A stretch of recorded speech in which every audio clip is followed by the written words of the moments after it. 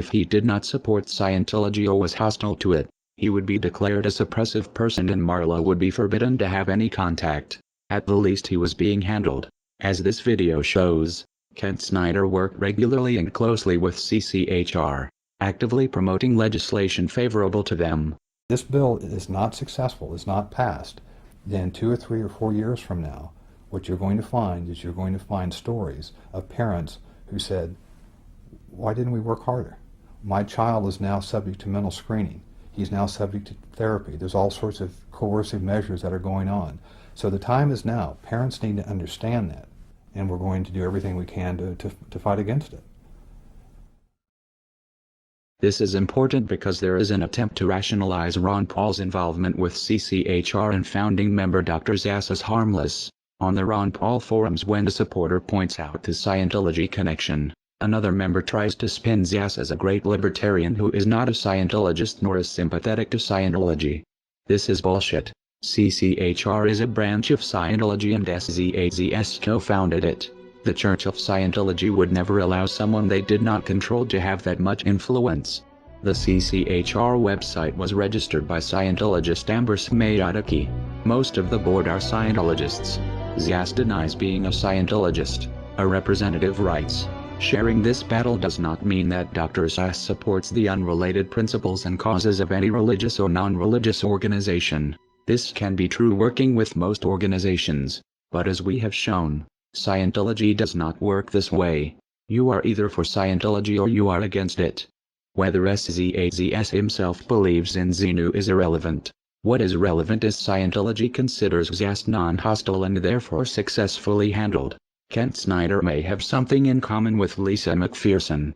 His involvement with the cult might have killed him. Like Zass, Scientology believes in an extreme version of personal responsibility. That disease is a result of body thetans and it is the Scientologists' fault for not trying hard enough to clear them.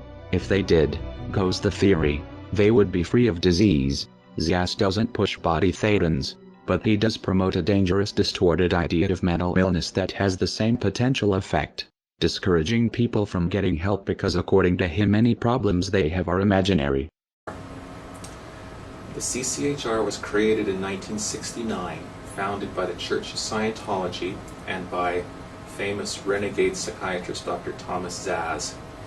From day one, most or many of the senior leadership of the CCHR have been Scientologists.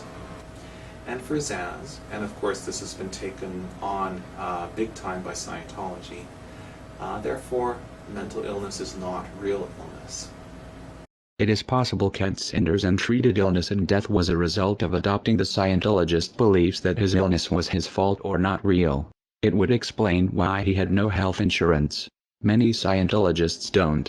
It seems Snyder sincerely believed in Ron Paul's libertarian rhetoric and equally trusted his Scientologist friends, though this ultimately was not in his best interest.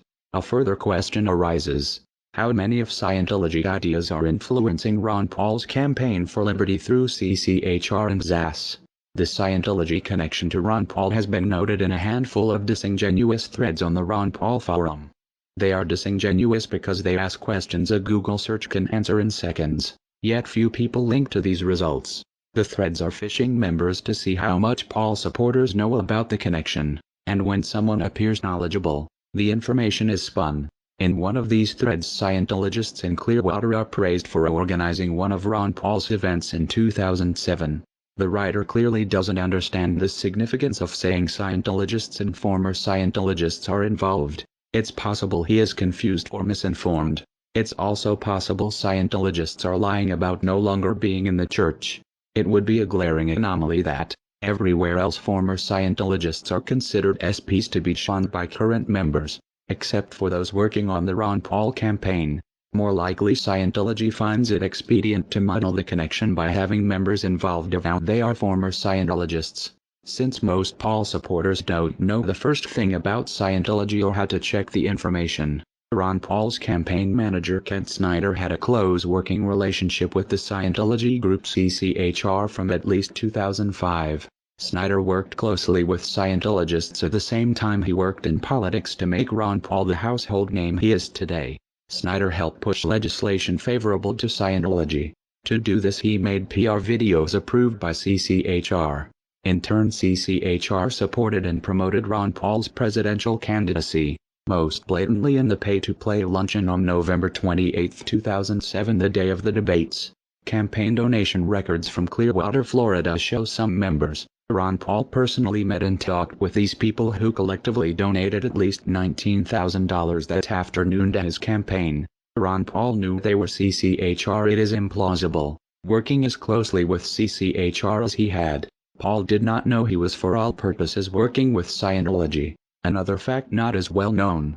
In 2002 Ron Paul won the Thomas S. Zass Award as a tireless defender of individual freedom. That puts Ron Paul's personal association with Scientology back almost a decade.